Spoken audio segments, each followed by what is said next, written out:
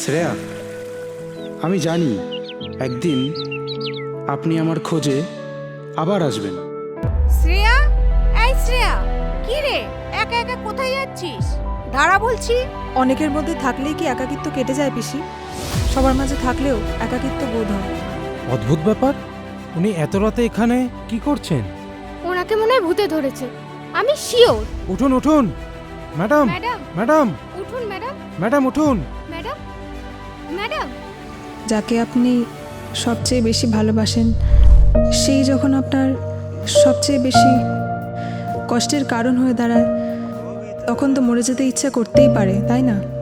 জীবন হলো এই নদীর স্রোতের মতন, যখন যেই দিকে বয়ে যায় সেটাই মেনে নিতে হয়। উল্টো স্রোতে হাঁটলে প্রাণহানির আশঙ্কা বাড়ে। আচ্ছা, আপনি কি ফিলোসফির স্টুডেন্ট ছিলেন?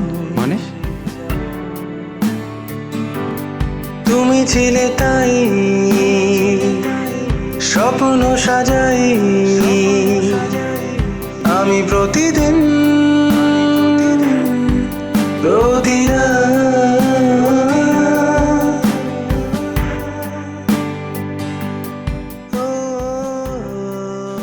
ফিরে এসে আমাকে আর পাবেন না, কিন্তু বিশ্বাস করুন, এই চিঠি জীবনের মানেটা আপনাকে ঠিক বুঝিয়ে দেবে। ইতি, আপনার ভালো লাগার আর্য।